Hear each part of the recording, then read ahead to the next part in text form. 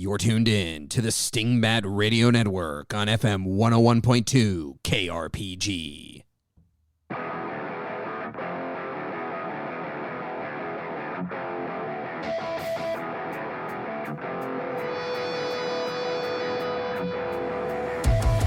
Welcome to Dungeon Master Diaries, a podcast about Shadowdark and other role-playing games where two GMs talk about their recent experiences at the table and hopefully give you something useful that you can take to yours.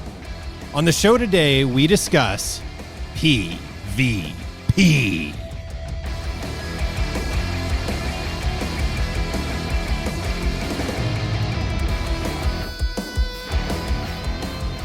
Hello there, sages and adventurers. My name is Jody, and with me, as always, is my good friend and GM colleague and sower of seeds of chaos and carnage, Matt. How's it going? Oh, Jody, we've got a great ep today. I'm so excited, and I am the bringer of chaos, the sower of seeds of resentment and hatred. You are the spoon, my friend. Today's episode, we're going to focus on player versus player combat. So, Matt, take us to the table. Let us know what happened. Tom, it's your turn. You're standing in between the young woman who you just stabbed and turned to stone. On your other side is your wizard, who is babbling and yelling like a fool as he eyes the black tome that sits on the lap of Lord Malbleet. Your priest, Alexei, lies dead on the ground nearby, and the paralyzed body of your ranger, Hilda, is standing rigid on the far side of the room. What do you do? All right, man, I gotta pause here. So, like, our wizard's kind of freaking out, right? Yeah, to the best of Tom's knowledge, he looks like he's just freaking out, and like he's lost it. And you would remember that he's been searching for this like Necronomicon for quite some time, and you can see him eyeing this book. All right, and he's standing there next to Lord Malbleet, just across the room from me, right? Indeed, and this Bregel Longhorn Lord is reading from the book and enacting this seance, this ritual, and you can see as he speaks the sigils on the ground are glowing brightly. Okay. All right. So I take the magic dagger I got, and I got to do it. Tom lunges across the room, brandishing his dagger, and he sinks it deep in our wizard. All right. So we're going to take a moment here. We're going to pause for a second. And I just want to kind of go around the table and get a sense if everyone is okay with a potential character death here. And also hear from each of you kind of what is going through your character's mind in this moment. All right, folks, this is where we gather around the fire. We're going to take a look at the issue that played out. What you just heard was a rough retelling of actual events that occurred at the table with Matt as the GM in our Shadowdark Rules Dolmen Word setting game we've been playing for a little while now. And Matt, what was the challenge you faced if it wasn't clear enough yet what's going down in that actual play moment where I made a pivotal call and you made a situation where I felt like I made the right call? Still not sure. Yeah, I mean, so if it wasn't clear, what just occurred in that scene was that Jody, your character, whose name is Tom, stabbed another player's character with a magical dagger. Now, it is important to note that this magical dagger can turn people to stone. With alarming regularity. It turns out, yes.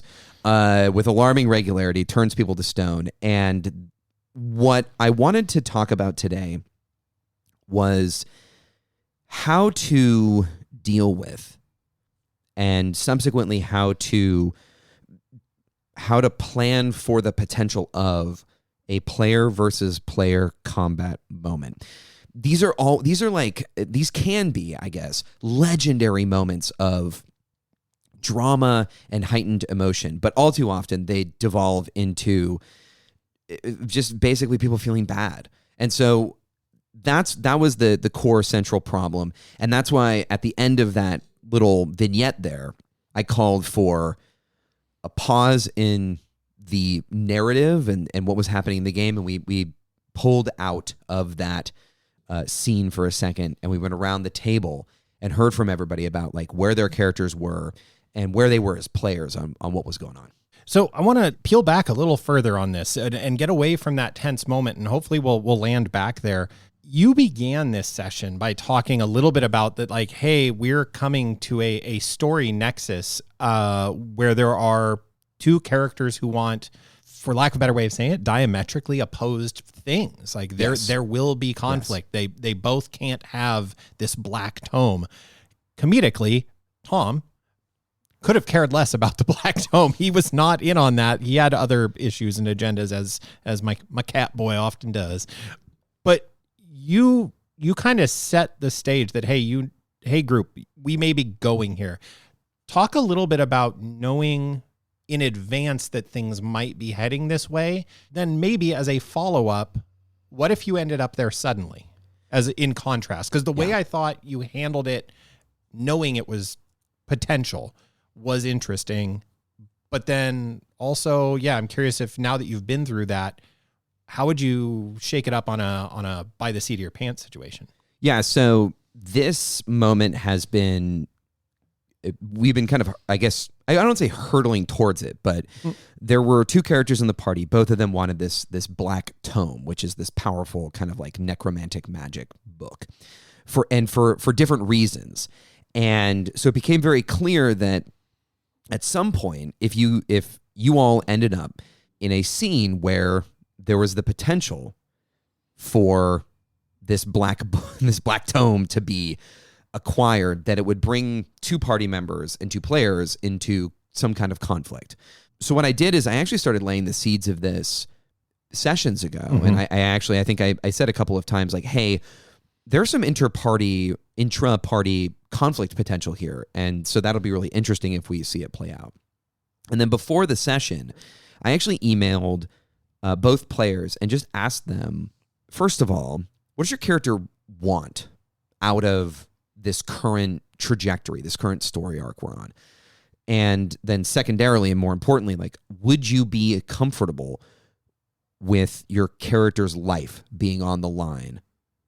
Because that's what we're dealing with. Like, we're dealing with, it's such a powerful magical item in the context of the setting that, and we're dealing with something that like these two characters want badly enough that it could lead to a character death. So that was happening before the session. At the beginning of the session, I did say like, hey, it really does look like we're heading towards this. And so that was how I handled everything before we got to that moment. Both as I think an interesting talking point, thus talking about it right now, but also just out of my own morbid curiosity as a player at the table, how did they respond to the question of, hey, this is where we're headed, and also your character might die? Yeah, how was that? How was that taken? What was your impression of how that was taken by them? Again, who, not me, but these characters that knew they were walking into a very live wire situation. But both the players, I mean, I will just say this: I have a dream set of players. I mean, this group is focused on narrative and focused on sort of creating dramatic situations in a way that GMs kind of dream of. And so both of them responded in similar ways. Both of them were enthusiastic about seeing the story play out in an interesting way. Both of them said that their characters wanted the item in a way that meant there was no way that we were going to get out of that scene without conflict or without someone dying. Yeah. Like they were both adamant that, no, my character wants this thing and will do quite a bit to get it.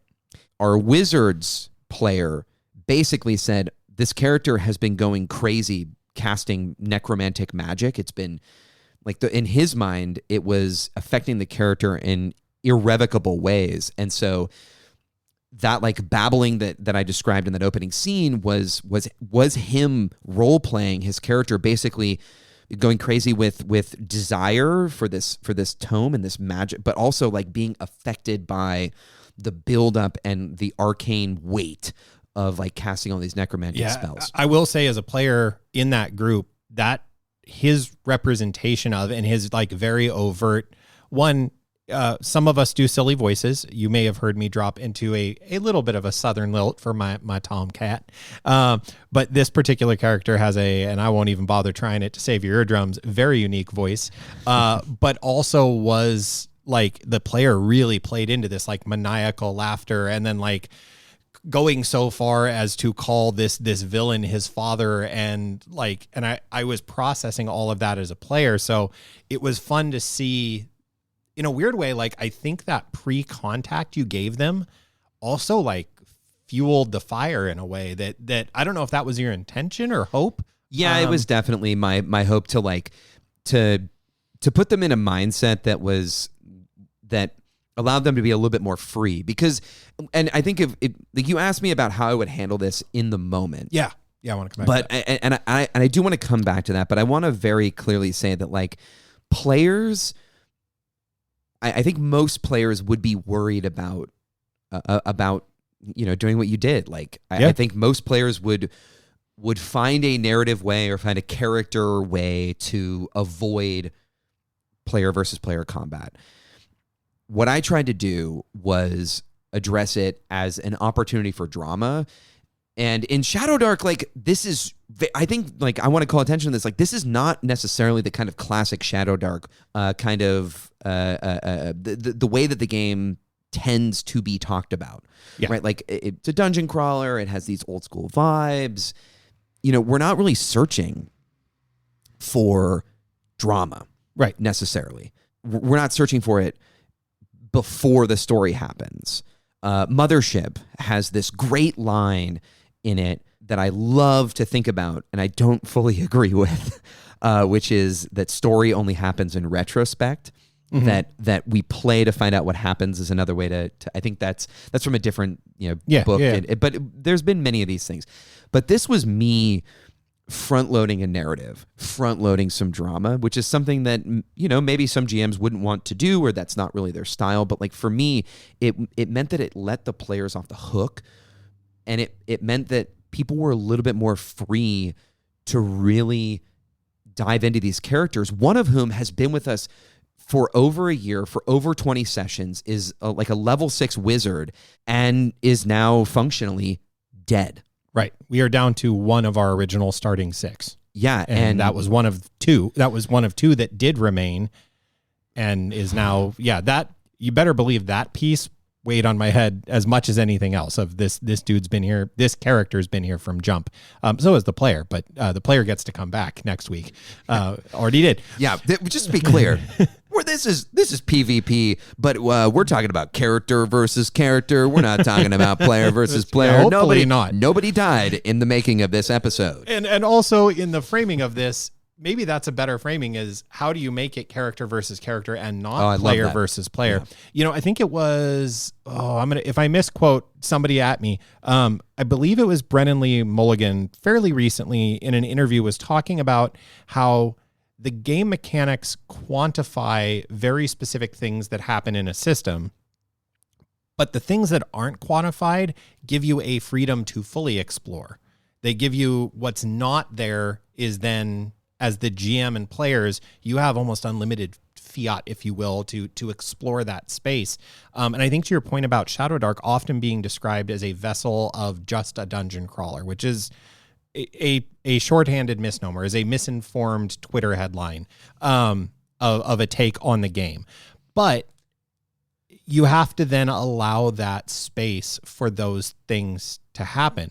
I will own that had you not done so much front loading of it, I don't know that I would have been comfortable making that call, even though I really at the table was feeling the tension of like, no, my character has had beef with this wizard almost from jump. Like they are just different people, which is hilarious because as the player and the last campaign, we were like thick as thieves, our two characters. So it was interesting. It was also a little bit intentional on my part of like, yeah, we were homies last time. This time, this new guy, no. The cat says no. I think creating a permission structure for players to do things is what I'm trying to describe, and you can do it for all different kinds of things. But like for these specific moments where it's a player character, coming into conflict, specifically like violent conflict with another player character, creating that permission structure and then pulling everybody out, and that is how I would just. And to get back to your second question, after that's where I was going to. Let's do that. Yeah, the way I would handle it in the moment is exactly the way that I handled that moment, which is to pause for a minute. This is the verbiage here is from Sly Flourish, but lots of quote unquote safety tools use this kind of language. But this isn't really about like necessarily specifically safety tools to avoid particular types of content. This is more like to avoid just bad feelings in general between players. I would, if this happened organically at the table and there was a moment where I realized, oh my gosh, like we're about ready to potentially have a situation here where two characters are going to come into contact and lives are on the line, I would, as the GM, just say, hey, let's pause for a minute here. I want to take a beat, and I want each of you, I would describe, like, we can see that this scene, there's tension here between these two characters, or between, half the party and half the party, whatever it is. I want to actually take a moment, and we're going to stop time, and we're going to go into the heads of each of your characters. And I want each of you to just describe what your character is thinking in this moment, thinking, feeling, like, where is your character at? It is really helpful to be able to externalize. Like, so often in role-playing games, we don't know what is and isn't okay to externalize, like talk about. Like, we don't want to, like, quote unquote metagame, right? Mm-hmm. And I think that can be a super big problem. Like, giving a permission structure for players to basically just metagame and say what their character is thinking in their head out loud, that can change the vibe at the table and can make the other players around the table either realize, like, oh, I totally see this now, or it can make other players at the table think about their characters and their characters' actions in maybe a different way, and you can maybe find yourself out of that tension. So I don't know, that's how I would handle it. I'm interested to know how you would handle it, though. It's interesting. This was one of those nights where I went home from the game and had my drive home, which is a smidge of a commute even on a good night, and was enjoying that very question of how would I have ruled this moment versus what I just got to experience as a player that was crazy and enjoyable and will be in hopefully an iconic moment for our group for some time. It'll be a story we tell at the tavern table years from now. So that said, I would like to think I would now telegraph much as you did before the game. I don't know that I would have had the forethought to actually email the Pentultimate characters, players, as it were. I think that's a great idea and something I will be sticking in my pocket from this. I think a disclaimer of like, hey, we are heading in at loggerheads here. We are moving at two opposing story arcs, and these are going to come to I think the beforehand, in the moment, I wouldn't have stopped. I would have just, to use a kind of colloquialism, would have let her rip. The disclaimer had been made and just let the car crash happen. I think talking about some stylistic differences, I, for good and ill, want to give the characters a little too much slack. Let them get out over their skis or whatever you want to call it. So yeah. And it was funny because in that moment when you did pull back to the, hey, what are your characters thinking here? I had to kind of reestablish my permission to do what I felt like my character would do, which is maybe the most dangerous player statement of all. Well, it's just what my character would do. Sure. And I thought that as I was sitting there going, am I really about to shank this much higher level than me character? And I don't know what's going to happen, but it isn't going to be good. Because The dagger turning people to stone was minutes old information to me, by the way. Oh, sure. I've been trucking around with this magic dagger that I didn't know what it did for quite a while. Thank you, mysteries of Shadow Dark and weapon identification. Hey, nobody has detect magic or thought to cast it on the dagger. So I've just remained silent. Hiding it in my pocket or my backpack for a long time. Yeah, sure. So it was weird that it was good in the sense of it gave me that moment to go, am I sure? It also, the preloading of the permission gave me that sense of okay, it is a thing I could do. In a weird way, to take it back further, you did in a way have a similar experience of, I infamously killed a much beloved NPC. Oh, dude, dude. Okay, I'm sorry. And I will go away from this right now. Old wound. I am opening, and I apologize. But I let it rip. It's gonna happen. It's gonna happen. And I would rather pick up a mess of chips than ever let the chips get messy. Let's see where this goes. But that's also from a place of, I would dare say I'm being a little selfish in those moments, which I don't have a problem with. But because as a GM, you also have to do what you enjoy. Sure. And there's a level, sick as this may be, of watching the players have to process that. And not in a morbid or mean way, despite my joke, but no, I want you to have that really chew on this decision. Mm-hmm. But that also comes with trusting your players a tremendous amount. And you have a table group that you can trust. There are other groups I definitely wouldn't do that with. I would not just throw that loosely into the wind and be like, go for it. I want to, some you touch. So that's me, is I wouldn't have cut the scene. I would have let the tension of the scene reach a natural pain or release or whatever. Yeah, and I think that decision is a more dramatic decision. I mean, inevitably, it doesn't. Everybody is sort of engrossed in the narrative consistently. So, I totally respect that. I don't know. This is my first. I guess I probably should have said this at the beginning of the episode, but this is my first real foray into a true PvP scenario. So that was where I was coming from. Is I was worried that I probably over scaffolded the situation. But anyways, you put safety in it, and you allowed the players to feel safe in their decision making and the stakes that were there. Like I said, I certainly as a player felt much more comfortable making the decision because of the steps you'd made to protect us. Now, I want to say that moment you broke though, because I found that moment really interesting. And on one hand, it did break the tension, but it also gave a hey, before we play out this round, let's everybody, because on just for transparency's sake, I as the player chose to not metagame the information I had. The player, me, knew that actually the wizard was trying to play through a ruse. The character me had no idea. Right. Tom had zero clue that there was a ruse in play. Also, what the goal of the ruse was still deeply questionable. Well, yeah, for sure. So that I kind of hung my hat on no, there's no scenario in which my character wants that character to have the book. Well, and this is the cool thing about externalizing character thoughts is it gives you an opportunity, and I'm going to say this, and I don't necessarily, but the best way I can put it is it gives an opportunity for you to explain yourself. Yeah.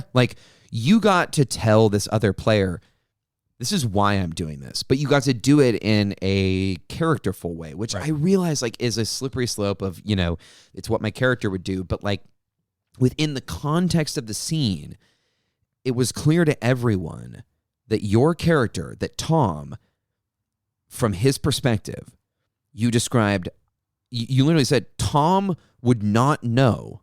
And I think you even asked for clarification. Would Tom know that this wizard is just faking this insanity to try and get closer to this book and to try and seem disarming in a way? And the answer was no. He has been very successful at convincing everyone in the room that he's basically been driven mad by all of this arcane crap. Right. And so that I felt like that was a great moment. I guess the alternative, or the flip side of the coin is, it took us out of a dramatic moment, but like I really appreciated that you. And I don't know, maybe you appreciated this, maybe you didn't, but like it meant a lot to me that you were able to explain to everyone around the table, this is why my character is doing this, and everyone was on the same page about this is what has to happen. Like no one at the table at that time thought anything except for this is the exact thing that needs to happen. And I felt like that was such a cool moment where there was agreement amongst all the players that like, hey, let's see what happens. And then you let it rip. Right. Yeah. That these two characters who have not gotten along, uneasy party members, worked through some stuff, had some adventures together. Literally, this current kind of micro arc we're in of this location we were in started, funny enough, with my character being asked to be the face as a bard for this guy. Yeah. And then pear-shaped. Did you ever consider pulling all the way back to players? Because you did a great job of this, of saying, hey, let's pause. What are your characters thinking? Did you ever think to pull all the way back to are we cool as player? Never. So why? And okay, kind of. Like my opening, actually, yes, full edit. Leave it all in. My original the thing that we did at the top of the episode, the little vignette, ends with me basically saying like, hey, is everyone cool with the potential character death here? Which is maybe a little bit misleading because I didn't really use those exact words, but that was the implication. It was clear. It was very, and so what I wanted to do was make it character centric because, I think what you're saying is like, pulling the, like zooming way out to like the level of the players, that would have actually, I think, ruined the moment. Mm-hmm. What I was interested in was keeping that dramatic tension there and keeping it in a place where we were still in the scene, but we were, if we're thinking about it from like a cinematic standpoint, it's that moment where like time slows down and maybe you hear the inner monologue of a main character in a film, but like in Westerns in a gunfight, there is the half a second before the clock clicks to noon. Much better. And you get the eyes and the hand by the trigger and the hand moves and the sweat on the brow and then the guy winks at the other guy and it gets awkward and that's a different story. But no, it did create that scene and that's why I wanted to highlight that.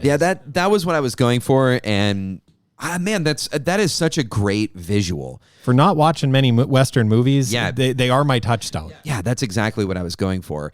And if I'm being honest, like I think one of the things that I think about a lot when it comes to these moments of drama that could potentially be problematic at the table is I try and think of them from a more cinematic or dramatic standpoint, and I force, and I'm going to use this word precisely here, I do force my players to also do that. Mm-hmm. Like, I don't really allow you to think about the game. There's no mechanics involved in what we were doing. Yeah. It's like, you are going to think of this, and I'm going to use a dramatic tone. I'm going to set a scene. I'm going to the music is going to be very specific to this moment. I really try and like sell it and do some theatrics to bring the moment to where I need it to be, because it's hanging on a knife's edge at that point. Mm-hmm. Where if somebody, there's always that person at the table who's one moment of quiet away from telling a fart joke. Uh-huh. We all have them in our party. Yeah.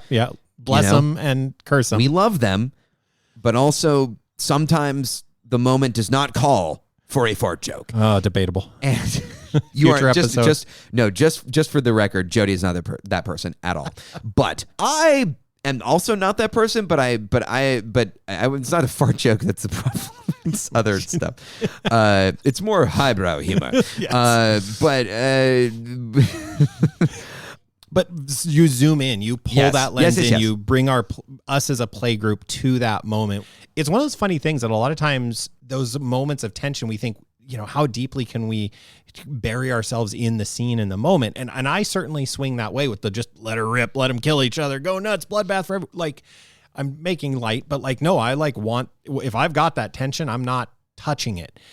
And you will harness it. Like, that's a different technique of like, I'm going to harness this scene and give it some structure though. And that's exactly what I love that you're bringing up. Earlier I mentioned the lack of mechanics kind of setting you free. And I love that you brought back, as we were talking about that moment, no dice rolls. That's not what we're doing.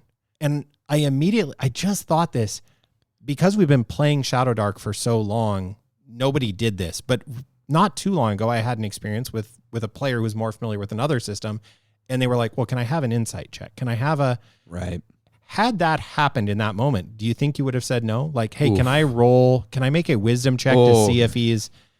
I had no desire in doing that. Me, player Jody, and Tom had the ship had sailed for Tom. He had made his mind up. I had to argue in my own head with my character, so I wasn't about to let a dice decide.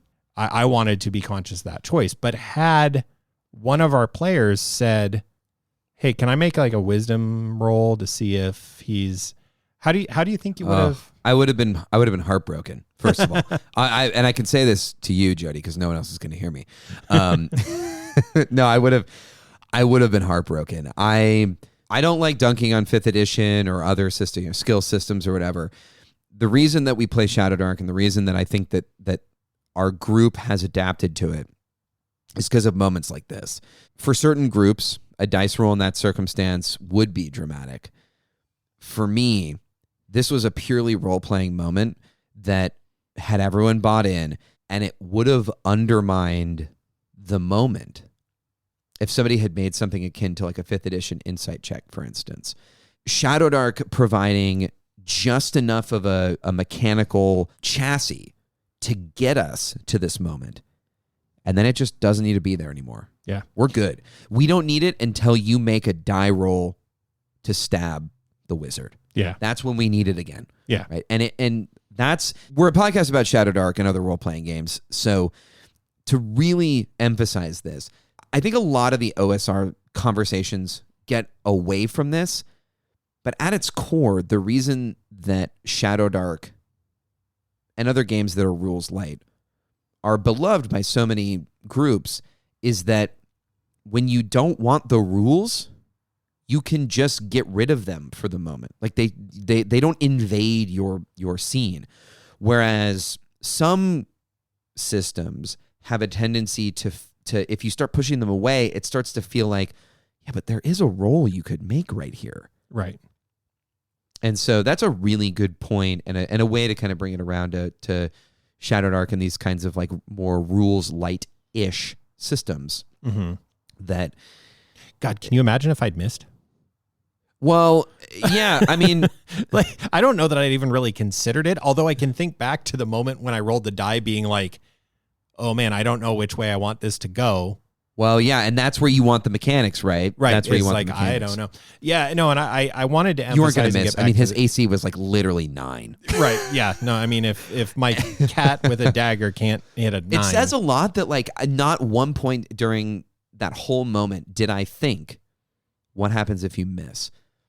I don't know. This is the magic of role-playing games, right? Like, there are certain moments where you know exactly what's going to happen because it's the thing that has to happen. Mm-hmm. Not because you as the GM need it to happen to make a scene work, but like because everybody around the table it just looks and says, this is what has to happen in this. I could have basically said, you hit, no die roll. It would have cheapened everything, and I think it would have been...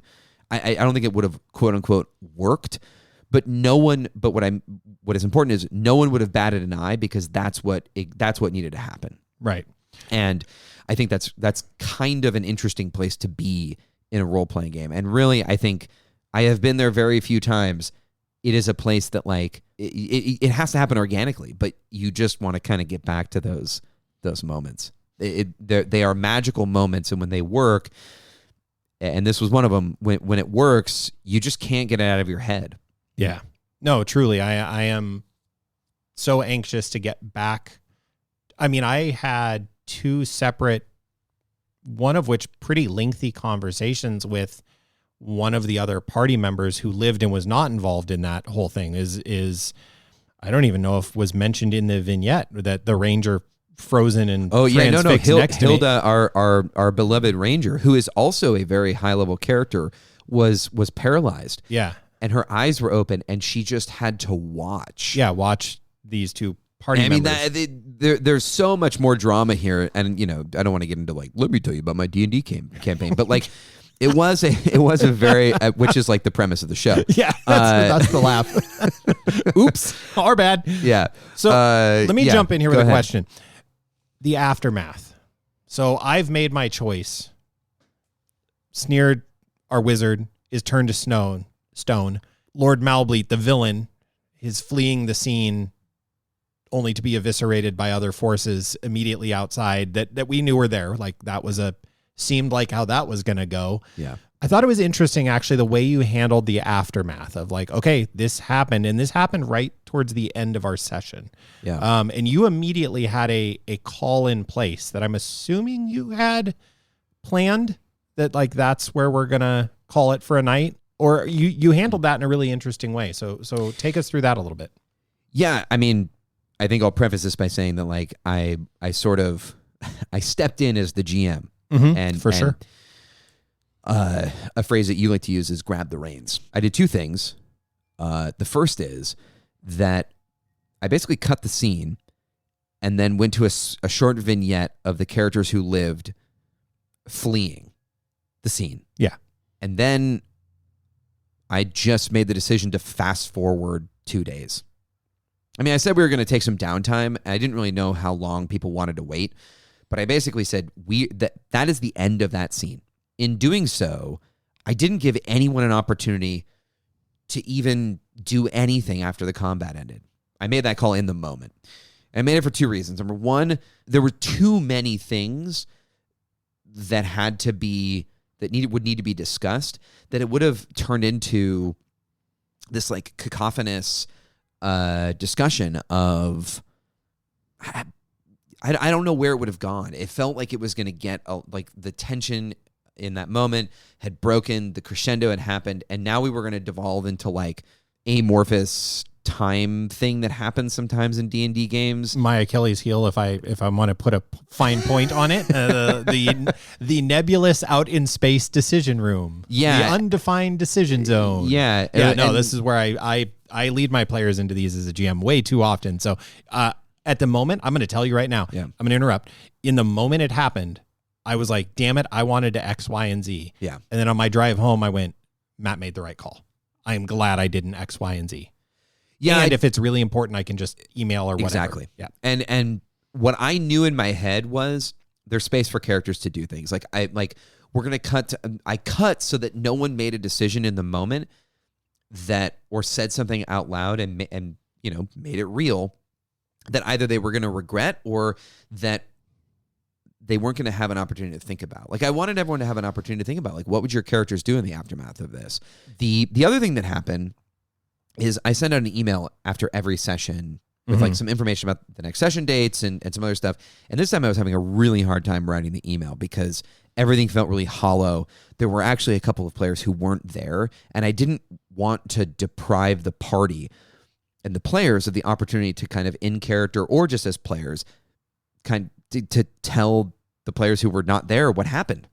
I sent out this very cryptic scene, which is something I stole. It's an idea I stole from Matt Colville, where you describe something that the players would not see.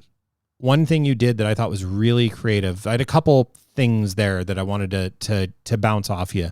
One, you tied it back to the world that our choice in a player versus player situation still had ramifications in the world. Right. And that conflict also with Lord Malbleet, the villain of the scene, unless it was me. Was I the villain? That guy, his absence now is creating a power vacuum or a thing or a what. So I loved that it took, you very adroitly pulled the the lens and the pressure off of us as a group. That it's like, okay, there is a thing happening in the world, and that freed us as players not to have to feel, I dare say, the weight of our own decisions. My own decisions. I'll own my me's. So that was one part that I really thought was great. I think that cutscene is something I really want to take forward. I think your instinct call there was 100% the right one. I think there's debate on like the interrupt the scene, go to the player mind or the character mind, not the player mind. I think that there's an argument there for both ways could work really well depending on your group. This one so a character has killed another character, or the group has had a fractious moment. They are severed as a group.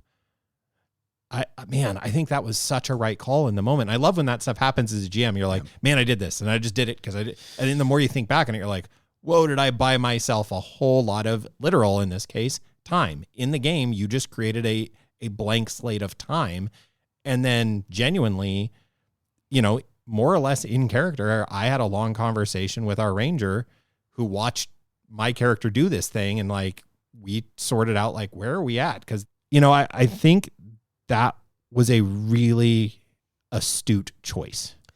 Well, I mean, it was a vibes, it was a vibes call. So I'm glad it worked out. I think it ended up being the right call. But again, this just comes back to the fact that like my GM brain is thinking about stuff a lot these days from a cinematic standpoint, and it felt like if this were a cinematic moment, we would fade to black. So even if this sort of moment had happened early in the session, I think that technique is one that's worth exploring in the future. Like, man, you have this big moment, drop a cutscene in there, do build yourself that time. And I think given Shadow Dark's often procedural nature of dungeon crawling rules emphasis, sometimes we miss those moments. I think sometimes we forget that you can tell a story in between the dimming torchlight, if you will. Sorry, felt poetic there for a second. But you can do that. You can do that, right? That empty space allows for that. So I think we'll kind of pause there, maybe quickly hear from a sponsor, and come back and see what topics we can bring to light. This episode is sponsored by the Jaunty Horn Inn and Tavern, the home of the 6-foot drinking horn. Located on the scenic Ditchway path from Dreg to Langshorn, the Jaunty Horn is a welcome sight for beleaguered travelers and adventurers. The high gabled inn spans the entire road like a bridge, so you can't miss it. Molish and Jezebel, the proprietors of the establishment, will welcome you in, and a Pilston's Heartbreaker will be in front of you before you can say, Highwold. For the most adventurous in your party, you can try your hand in one of the nightly arm wrestling contests. Or, for the hollow leg types, you can test your mettle against an ale-filled 6-foot drinking horn. The next time you need a place to rest your head and stable your horses in the Highwold, warm your bones and your spirit at the Jaunty Horn. The Jaunty Horn is granted charter by House Malbleet and in accordance with the laws and treaty of the Duchy of Brackenwold. This advertisement was paid for by the proprietors of the Jaunty Horn and received no sponsorship or additional advertising subsidies. All right, we are back to tidy this thing up, and after a long chat around the fire, what's showed up in the light? What nuggets can we take to our next game that maybe help you and yours? Matt, you brought this one upon me. So let's start us off. What's your first little nugget of wisdom? In multiple senses, I foisted. I foisted it upon you. So my first one, this isn't going to come as a surprise, but PvP or player versus player or player character versus player character requires a lot of scaffolding. And what I mean by that, that's actually like a teaching term. It requires a level of building rapport with your players, but it also, if you can plan for it and get your players in the headspace of this might happen, and then start creating a permission structure for thinking in those terms, that can put you in a much better place where everyone around the table has had an opportunity to think about what happens if ... I'm going to riff on that a little bit, and I know we're supposed to be like back and forth, quick fire points here, but something you did there that I really like is often you see the safety tools of modern role playing that are like, oh, let's talk about, and we have green cards and red cards. And I love that for functionally what it brings to the play space, that allowing new players to access these games and feel safe about doing it, especially if you're in a mixed group. And this, this group's been playing together for years now. So we have a lot of rapport and we know what buttons we should or shouldn't push. I love that you scaffolded and built that up privately via emails, because it allowed me as a player who wasn't involved in those emails to be surprised a little bit by what played out. But it also prevented that kind of very high level player discussion, that meta discussion that was just for the players and not for the characters at all. It kept that away from the game. So we really, really got to just kind of lock in there. All right, my first point, though, I want to take away from this is, you know what? Don't be afraid of a little drama in your game. Dungeon crawls are great. You're going to be hard-pressed to find somebody who loves dungeon crawls more than I do. I love That's very true. A dungeon. Give me my molds and slimes and carrion crawlers and insert other dungeon-dwelling critters. But, man, they're even better when there's some drama with the dungeon, that there's a real reason to be there. If you are playing in a campaign system, in a campaign setting, man, don't shy away from that. Let your players have that. Let them over time. I'm a big proponent of build it over time, but let them build to those drama points. And then when you're there, man, Matt gave some great tips today. I feel like that I'm going to steal for how to really maximize those beats and those exciting moments. Matt, what's your next one? So my second and final point is that cutscenes are cool. I have really adopted the cutscene vignette. We've talked about this before, but they can be very useful for diffusing situations, for just giving the players a sense of that their actions have consequences when they might not be able to. Their characters might not be able to see the consequences of their actions. However, those scenes need to be short, punchy, and they need to get on the stage and get off the stage quickly, because they almost always, in terms of these kinds of cutscenes, do not involve the players. And you know what players don't want? More of the GM talking. So I do them in emails when possible, so that can kind of be a way of getting my voice out there without me holding everybody hostage at the table. It also gives me an opportunity to do the writing away from the table, and I can edit it and make sure that it actually makes sense. And then I can ensure that there are spelling errors, which is what it feels like. Just to How can you tell it's Dolman Wood? I know. Anyways, I think cutscenes are cool. They're useful, but they should be short. Yeah. Last one. We'll close this out with this. Stay with the character's lens, not the player's lens. Let your characters experience the world. That's something, this is one of my kind of cornerstones as a GM I am learning in the past few years is really embrace what are your characters seeing. There is a lot of power in a variety of moments, even outside of PvP, in asking, hey, how would your character feel about this? Let the character lens shine, and they'll provide all the drama you can handle. All right, friends, as the torchlight grows dim, we hope you were able to find something useful in our discussion that you can take into a future game. If you have any questions or unique experiences from your table that you'd like Matt and I to discuss in a future episode, head over to the Dungeon Master Diaries thread on the Shadow Dark Discord channel. Look for links to any materials we referenced in this episode in that thread or in the show notes. If you'd like to reach out to us directly, you can find Jody on the Shadow Dark Facebook page under the handle Pezman, and you can message Matt via Discord using the handle SCMatt. Until next time, later, nerds. Dungeon Master Diaries is a production of the Stingbat Radio Network. It is produced by Jody Kropholler and edited by Matt Bruner. Our intro and outro music is composed by Christian Schuster. Dungeon Master Diaries is an independent production and is not affiliated with the Arcane Library, LLC. Shadow Dark is a product of the Arcane Library. Copyright 2023.